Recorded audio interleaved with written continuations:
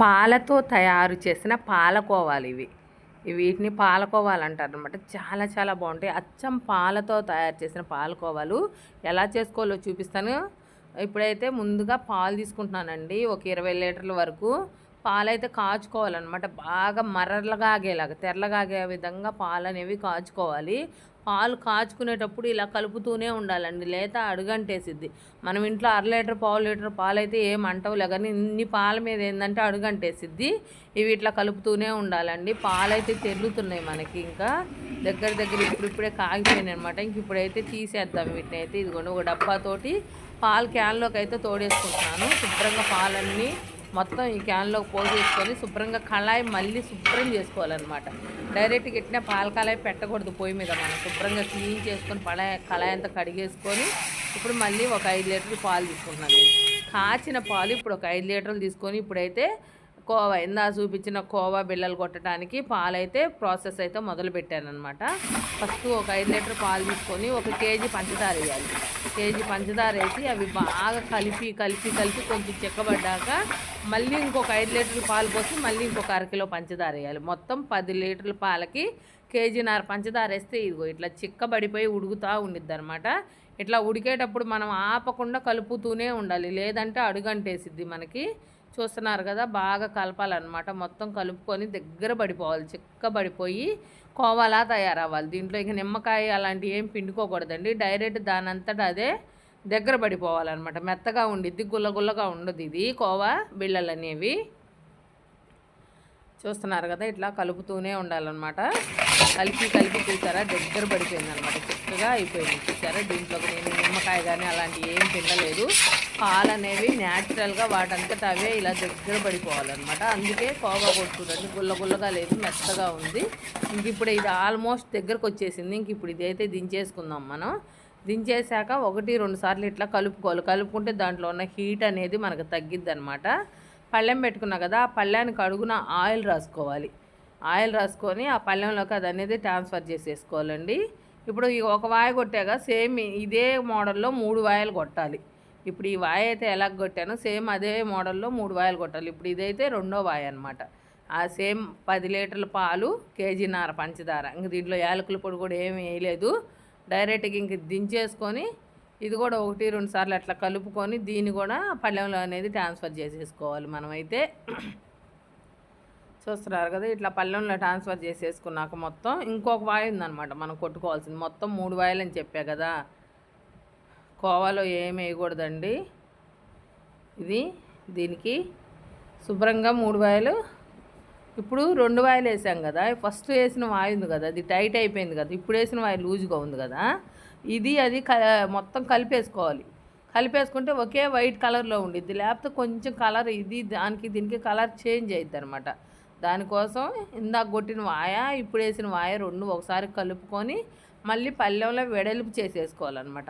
అలా కలుపుకోవటం వల్ల మొత్తం ఒకటే కలర్ వచ్చింది మనకి. తొందరగా కూడా ఆరిద్ది అనమాట. మనం పాలకోవాలు తయారు చేయాలంటే వేడి ఉండకూడదు. ఈ పాలకోవా మనం కొట్టిన కోవా అనేది వేడి ఉండకూడదు, చల్లారాలి. దానికోసం అనమాట.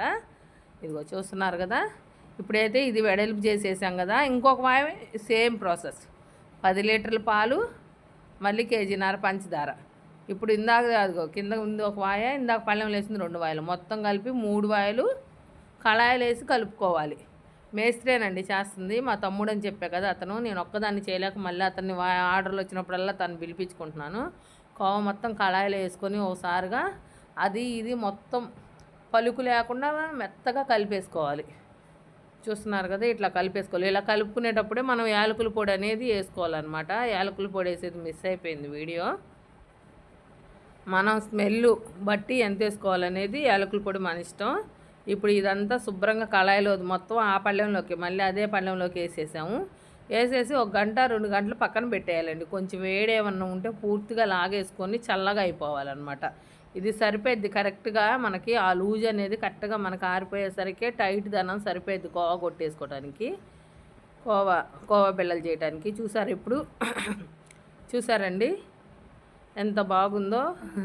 జున్ను ముక్కలు ఉన్నట్టు ఉంటుంది అనమాట. టేస్ట్ అయితే నెక్స్ట్ లెవెల్ అదిరిపోయింది అనమాట. నేను ఇందులో సగం వరకు కోవా బిళ్ళలు కొట్టడానికి యూజ్ చేస్తున్నాను. ఇదంతా తీసి ఒక మదాయింపు సుమారు తీసి నేనైతే ఒక బండ మీద అయితే వేసుకుంటున్నానండి దీన్ని. ఇదిగోండి బండ మీద వేస్తున్నాం కదా దీన్ని. కొంచెం దీంట్లో నెయ్యి వేసుకోవాలి మనం.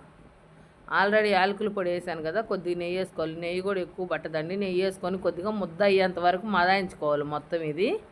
ఈ ఊరకనే మెత్తగా అయిపోయింది, ఎందుకంటే ఆల్రెడీ మెత్తగానే ఉంది అది. ఊరికనే మెత్తగా అయిపోయింది, ఏముండదు. కోవా చాలా సాఫ్ట్గా ఉండిద్ది. మళ్ళీ సేమ్ నెయ్యి వేసుకొని రెండో వాయి కూడా వేసి, ఇందాక ఒక వాయి ఇప్పుడు ఒక వాయి 2 వాయిలు తీసుకున్నాను. మొత్తం 2 మదాయించుకోవాలి మెత్తగా. స్మూత్గానే ఉండిద్ది అది, ఇబ్బంది ఏమి ఉండదు మనకి. దీంట్లో వాటర్ కానీ పాలు కానీ ఏమి తడి చేయకూడదు. మనం తడి చేయకుండా కొంచెం నెయ్యి తడి చేసుకొని శుభ్రంగా రెండు కలిపి మదాయించేసుకుంటున్నాం. ఇందాక కలిపిన ముద్ద ఇప్పుడు ఈ ముద్ద 2 కలిపి బాగా మెత్తగా మదాయించుకొని పక్కనైతే పెట్టేసుకుందామండి. దీన్ని మనం చాలా సాఫ్ట్గా ఉండిద్ది. చూడండి చూపిస్తాడు మా తమ్ముడు. అట్లా అంటేనే నోట్లో వేసుకుంటే కరిగిపోయిద్ది అనమాట, అంత బాగుండిద్ది అనమాట ఇది.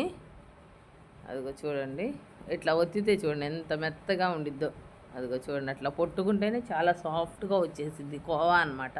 పాలకోవాలంటే అంత సాఫ్ట్గా ఉంటాయి అనమాట. ఇప్పుడు అదంతా ఒక పక్కన పెట్టేసుకొని కొంచెం నెయ్యి రాసుకొని చేతికి నెయ్యి తడుపుకోవాలి. చేతికి నెయ్యి తడుపుకొని చిన్న చిన్న ముద్దలుగా మన కేజీకి 20 వచ్చే విధంగా. వాళ్ళు ఏంటంటే 20 వస్తే చాలన్నారు కేజీకి, అందుకని చెప్పి కేజీకి 20 వచ్చే విధంగా ఇవన్నీ ఉండలుగా వేసేసుకోవాలి. చూస్తున్నారు కదా, సేమ్ ఆ కోవా మొత్తం అదే విధంగా మదాయించుకున్న కోవా మొత్తం ఉండలుగా వేసేసుకోవాలండి. ఇదిగోండి ఉండలు అయితే మొత్తం వేసేసుకున్నారు. ఇంక ఇప్పుడు నేను నొక్కుతున్నాను కోవా బిళ్ళ అనేది. ఒక రింగులాగా తీసుకున్నానండి. మీరు లేదంటే ఒక గాజు తీసుకోండి పర్లేదు. అదిగో ఆ రింగు తీసుకొని అందులో ఆ ముద్ద అనేది పెట్టి శుభ్రంగా నొక్కేస్తాను అనమాట. ఆ రింగులో కింద స్క్లేట్ అంటారండి దాన్ని, అది కావాలంటే కామెంట్ చేయండి, దాని పేరు కూడా చెప్తాను నేను. అదిగోండి ఆ స్క్లేట్ పెట్టి ఆ రింగులో ఆ ముద్ద వేసి కొడితే చూసారా కోవా బిళ్ళ అనేది మనకు వచ్చేసిద్ది. మీ దగ్గర ఆ రింగ్స్ లేవనుకో ఒక గాజు తీసుకోండి, చిన్నపిల్లల గాజులు ఉంటాయి అవి తీసేసుకోండి. కోవా బిళ్ళలు కొట్టడం అయితే అన్నీ అయిపోయిందండి. ఇవన్నీ ఓ బాక్స్ బేర్ చేసుకోవాలి. చాలా చాలా బాగా వచ్చినాయండి, సూపర్గా వచ్చినాయి కోవా బిళ్ళలు అయితే. మీరు కూడా ఇంట్లో ఖచ్చితంగా ట్రై చేయండి. ప్లీజ్ ఒక లైక్ చేయండి, షేర్ చేయండి, సబ్స్క్రైబ్ చేసుకోండి. ఎక్కడి నుంచి చూస్తున్నారో కామెంట్ చేయండి అండి. చూసారా కోవా బిళ్ళలు అయితే ఎంత బాగా వచ్చినాయి అంటే అంత బాగా వచ్చినాయి, చాలా చాలా బాగున్నాయి.